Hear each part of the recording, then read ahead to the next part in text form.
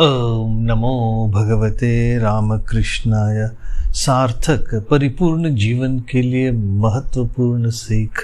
स्वामी जगदात्मानंद जी महाराज जी की महान पुस्तक जीने की कला से अध्याय 1, छोड़ो चिंता दुश्चिंता को, ईश्वर का भय। इस कड़ी के शेष भाग की चर्चा यहाँ की गई है। ईश्वर का भय। विष्णु सहस्त्र नाम में ईश्वर को भयकृत भयनाशन अर्थात भय को उत्पन्न करने और भय को दूर भगाने वाले कहा गया है। इसका तात्पर्य यह है कि पापियों के लिए भगवान भय स्वरूप हैं, पर सज्जनों को वे भय मुक्त कर देते हैं। भगवान नृसिंह के दर्शन मात्र से ही हिरण्यकशिपु भयभीत हो जाता है, परंतु प्रहलाद जरा भी भयभीत नहीं होते। जो लोग अपनी भूलों को समझकर पश्चाताप करते हुए ईश्वर के शरणागत होकर उनसे क्षमा याचना करते हैं, ईश्वर निश्चय ही उनकी सहायता करते हैं ताकि उन्हें आत्म सुधार का मौका मिल सके।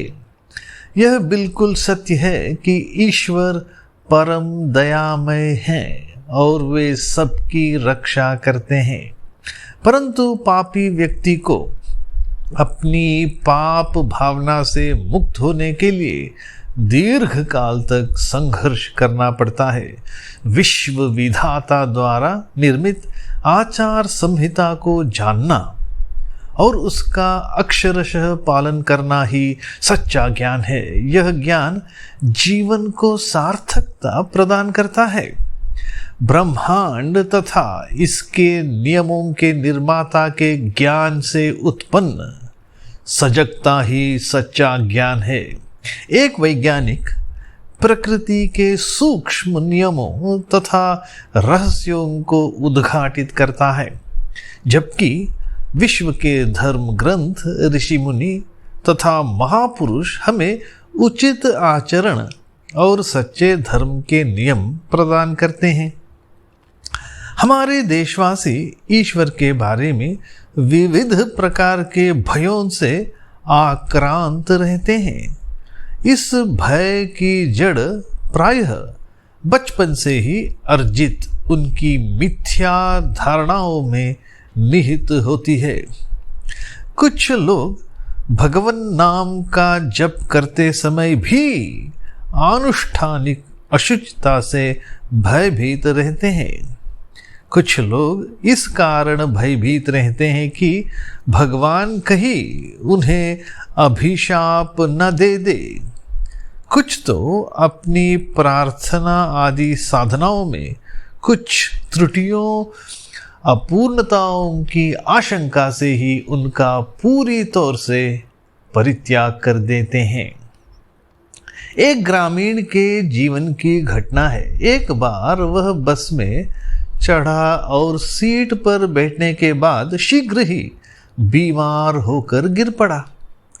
सहयात्री उसकी मदद के लिए दौड़ पड़े।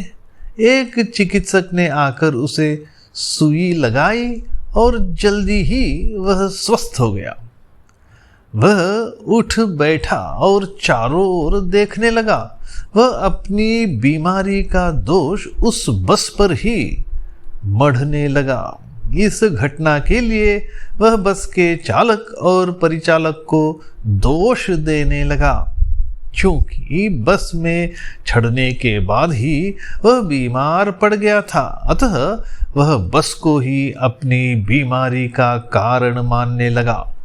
वस्तुतः उसने एक होटल में बासी भोजन खा लिया था और विश्राम के अभाव में थकावट के कारण उसकी तबीयत खराब हो गई, परंतु उसे लगा कि बस ही उसकी अस्वस्थता के लिए जिम्मेदार थी।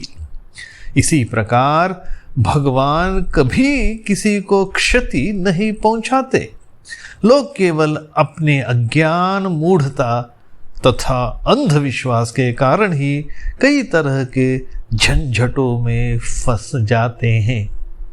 ओम शांति शांति शांति।